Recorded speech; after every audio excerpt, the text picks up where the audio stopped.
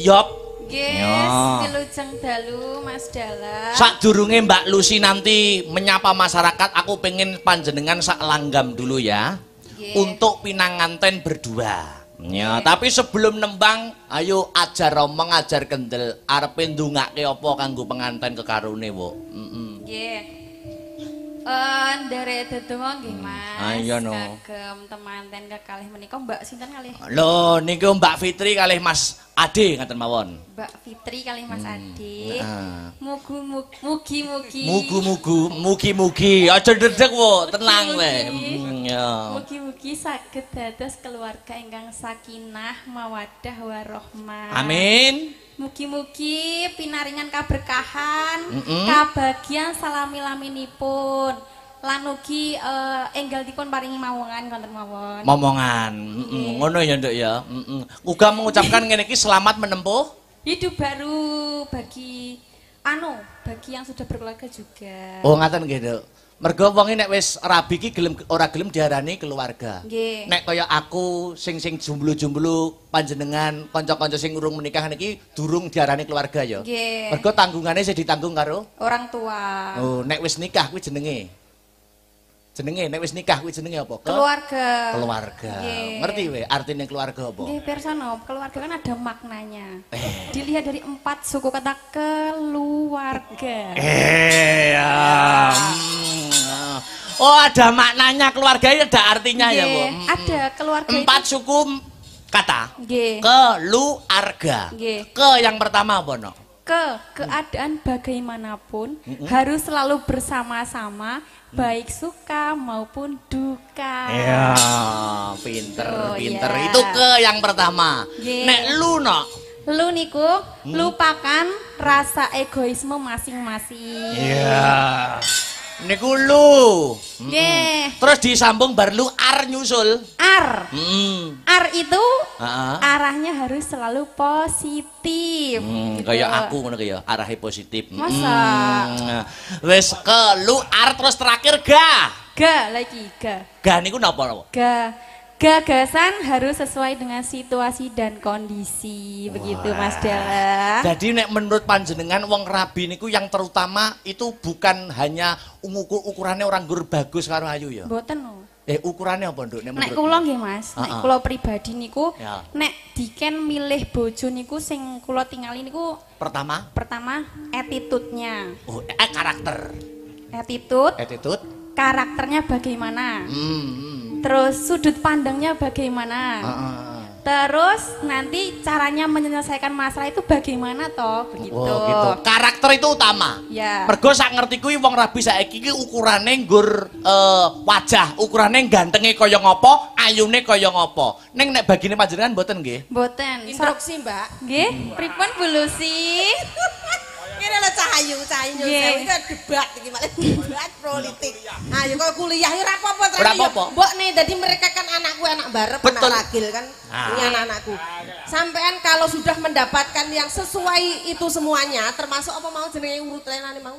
Urutane mau apa? Keluarga. Kudu sing attitude karakter oleh sudut pandang caranya menyelesaikan masalah. Mas orang ganteng ora apa-apa. Umpama kabeh wis mencukupi gek bojomu ngilerek kuwi ya napa? Umpama aduh yoga lah iya ngarep ora apa-apa misalke Gusti Allah peparing nggih kula nyuwun sing bagus dene lek mboten pikantuk nggih bagus atine mboten napa-napa rupane sumer-sumer mboten napa-napa dadi bagus lahire tekan batine iya kok kowe ayumu koyo midodari ke bojomu masyaallah saiki tak takoni Bu nggih nek nggonmu desamu Ngawi kono ngono kuwi apa ya usum wong rabi ngono ki ora nyawang rupa ngono ya apa ya usum? Usum. Dadi maksudnya ukurane nggur karakter napa ya nek ning desamu? Ada Mas. Kalau tak cerita nggih. Cerita ndang cerita. Piye tak cerita. Heeh. Nun sewu kula lenggah mriki pareng mboten. Ora apa-apa. Kene lungguhane wong ora apa rekan kerja piye? Tanggamu critakno. Ya, tak tampa sembah pangabektimu. Ya, terus apa ndang piye? Cerita tanggamu. Iya, sik. Piye tanggamu ngapa? Tanggamu piye? Kok rabi ukurane ora nggur rai.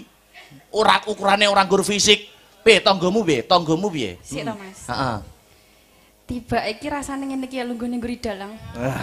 So, wis madhep terata beh. Ituku moncrat. Kula kon muncrat bolak-balik mau pas dalang. Ngempet permen ituku moncrat. Piye nduk rasane piye rasane? Sok ndero tok beh. Ya Allah. Ngono piye? Ya mergo lagi niki, Mbak, cedak kula lagi niki. Ya aku biyen yo ngono ku yo. Aku zaman perawan ki cetok sapa-sapa yang ndredeg ngono. Kula niku riyen tau dicedhaki Mas Akbar aku mahop. Bu. Wong ngono, mergane apa alasane apa? Mergane wis ndek duwe pacar. Jadi ada semboyan itu, iki kok diujakne aku. Ora apa-apa, las mawon. Ora apa-apa, terahno lek denak bari kudu duwe sinden sing mental-mental baja. Pejuang memang wis lek ora dihujat kita itu ora apa-apa latihan mental. Iki cerita-cerita sik, cerita tanggomu piye? Jare ukurane ora nggur piye. Tak cerita nggih. Tak rungokne ceritamu ya jare kaya apa? Kula kan gadah tangga. Tangga. Ya Pika duwe tangga terus. Tangga. Niku sak RT kalih kula. Sak RT. Sak lurung. Omahe cedhek nggonku, Mas. Heeh. Lah, niku gadah putra kalih. Oh, tanggamu duwe anak loro. Nggih, kalih. Jenenge sapa? Kembar. Kembar. Sing setunggal niku jenenge Nini Anjarsari.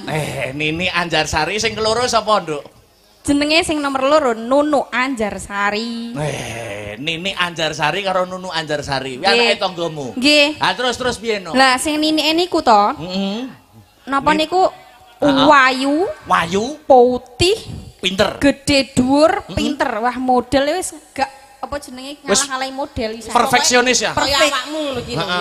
Iya wis komplit. Terus bareng ngono? Nah, nomor kalih niku nunuke niku. Niku nunuke umireng. Bocahe lemundi. Ambune prengus. Kok kaya tau kenal ta aku. Ninike pinter. Nggih. Ayu putih.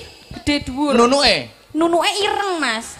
Lah, niku sing dadi gumun kula niku. Gumunmu apa? Gumun niku kok jangkre nek wong lanang teko, sing digoleki kok nunuke lho.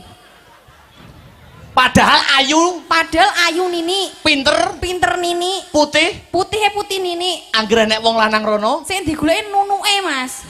Lah kok gumun, tapi ora apa-apa. Wong selera wong ki ora kudu nek kaya Nini ku mau.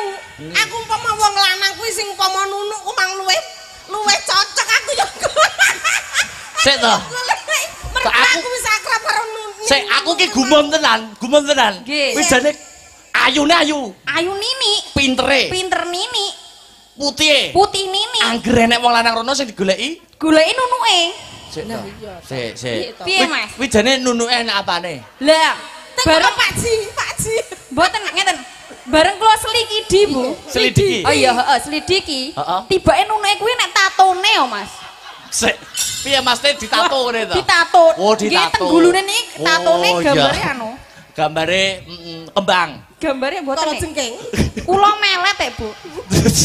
Wong edan aku. Tenan kuwi tak selidiki. Oh, dadi dengan kesimpulan cerita itu wonge ukurane ora nggur ayu, putih, cantik, wong lanange nek sing goleki sing ireng barang ya enek ya. Nggih. Ya ya. Dadi wong wedoke aja nyawang gur saka baguse tok. Ya. Aja nek wong lanang aja nyawang wong wedok ya saka ayune tok ning dari hati. Besok we longgar ora? Longgar. Tak dolan nggonmu pengen roh nunuk aku. Jenengan kok ngerti nunuk kaget. Ora apa-apa, ireng ori tak doyan aku. Ya, mengadeg, Duk. Barang Mas Satya. Ya, bawa ya, Nak. Injih. Ayo pamerna suaramu. Nah, bawa sih, di creaming dengan Mas Satya sak langgam sik ku lagi Mbak Lucy. Wah, jan. Ya. Oh, cek ngerembuk nenek. Gegarane wong akrami. Ya, lagi kan cocok to dudu bondo dudu rupa. Ya. Cocok banget. Yuk.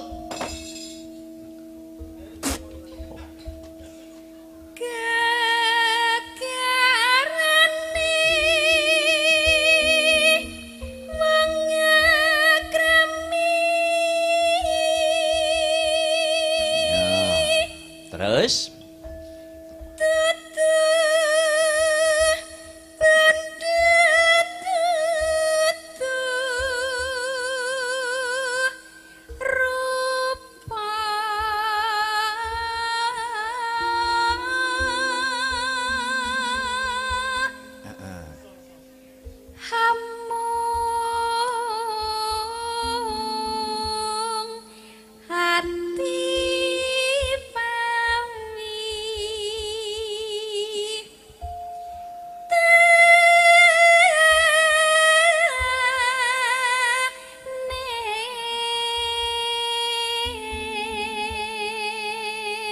Sik, niki tak waca sik. Assalamualaikum warahmatullahi wabarakatuh. Wilujeng dalu kagem Den Bagus. Ya, dan Astabrata sukses selalu untuk keberkahan saking Allah taala menawi dipun paringi lagu kagem dulur-dulur FM matur suwun saking kula Bapak Lasiman wonten TKP. Ya, ana meneh. Iki uga rawuh saka Surabaya. Sapa? Pak Waris Sugiono. Ya, lebut ya. Luput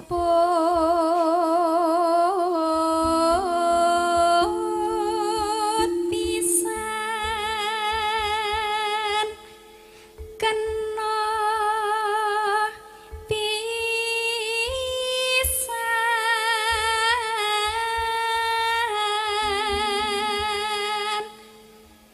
yen gampang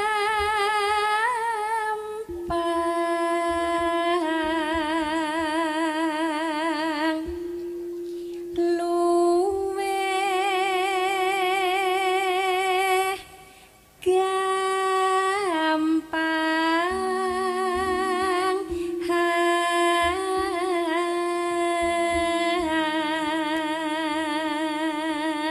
Ana sing nyuwun meneh gubuk asmara saking Pak Sunardi. Ya, Pak Nardi Sombron. Ya, terus yen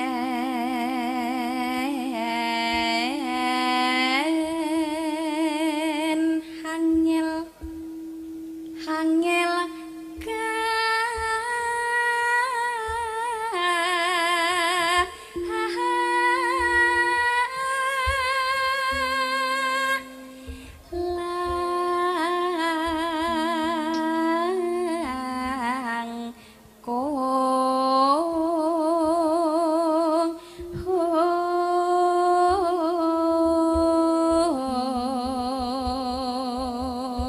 ndake tan kenoti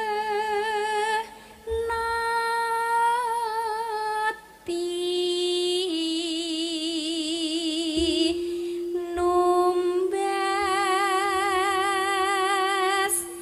harta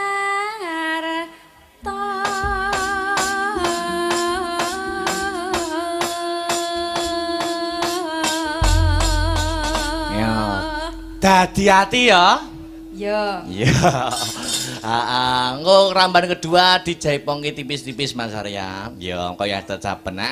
Yuk langsung buka celuk. Ya, ya pika. Coba kaya ngapa?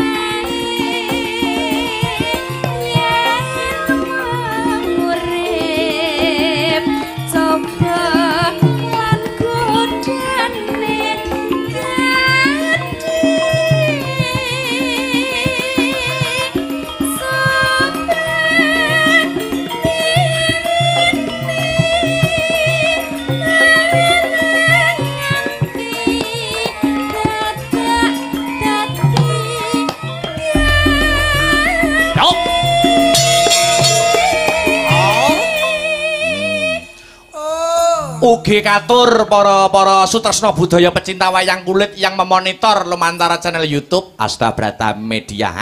Ya ngestokke dawuh. Lanjut, ya Pika.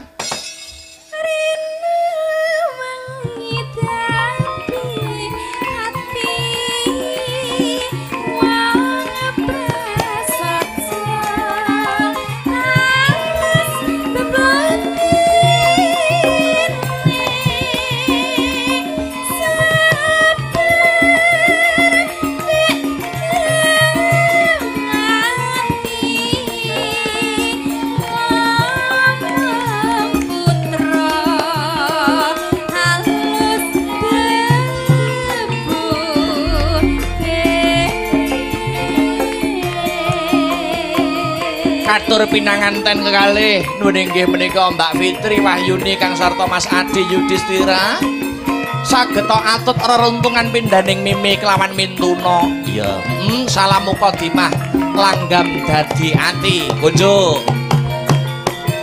Yo.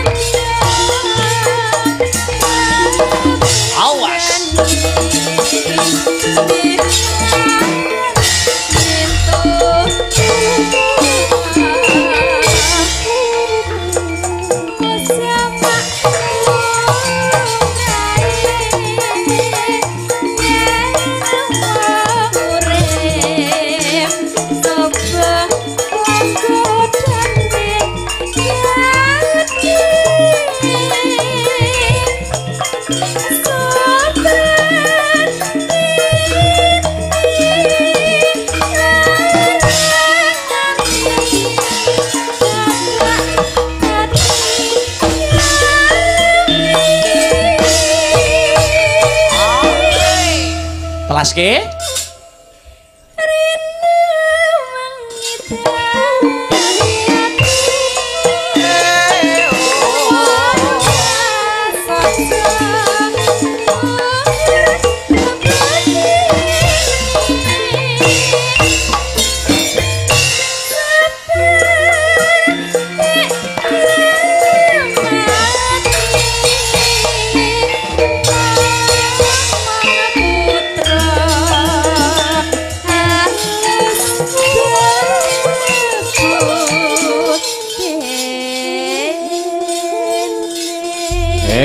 matur nuwun ya Bengam. Ya